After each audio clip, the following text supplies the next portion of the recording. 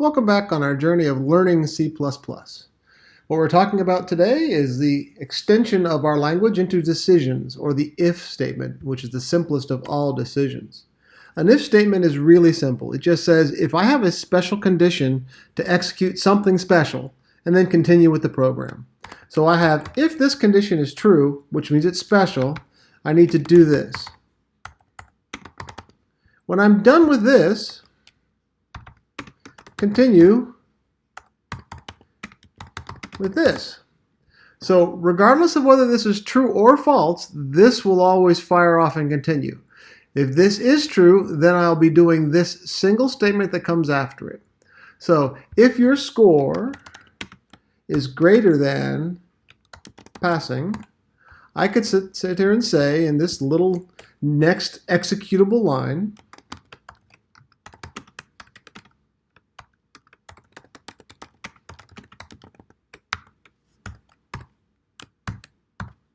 congrats, you pass.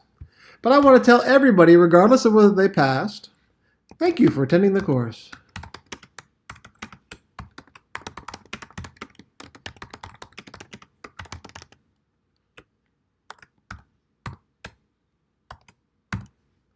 So, if the score that they get is bigger than the passing, they get, yay, you pass.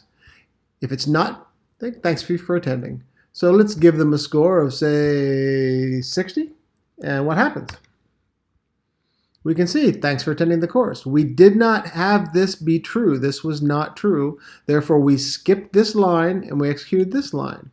Let's take the comments out just so you can see how this works a little cleaner. If true, do this. If not true, skip this, do this.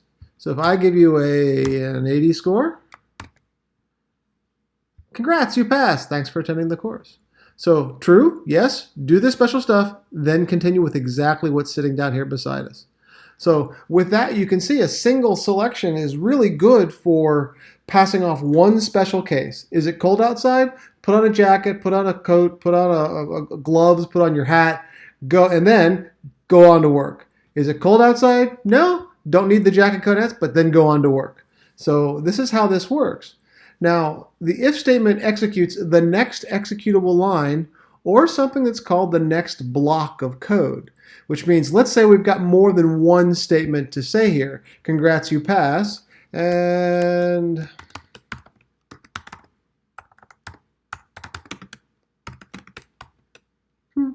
got to spell C out correctly.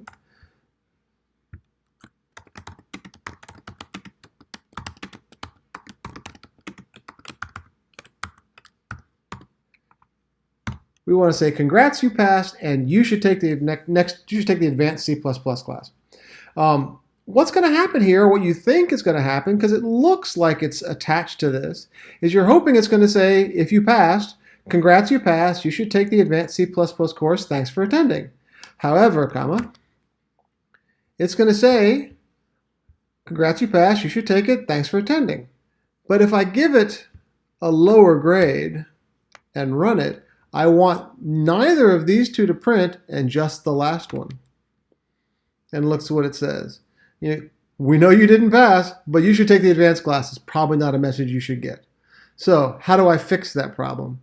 So I execute the next line of code or the next block of code.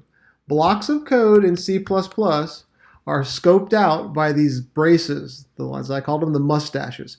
So the main program is a block of code from here all the way to here.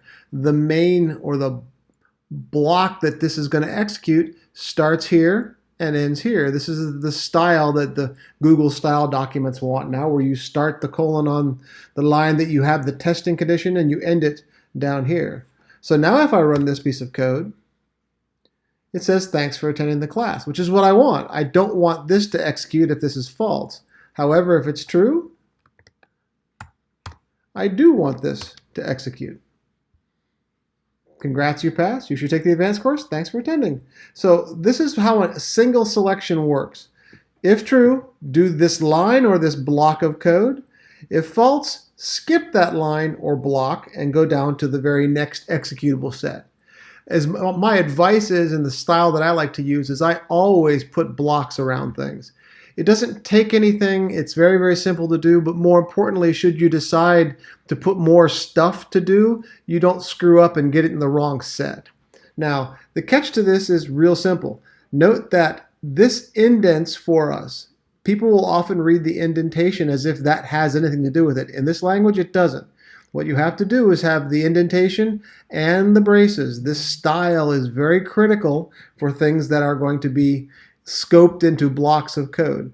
Indent your code. If you don't indent it correctly, it's going to be very hard to read and very hard to decide what ties to the previous thing and what doesn't.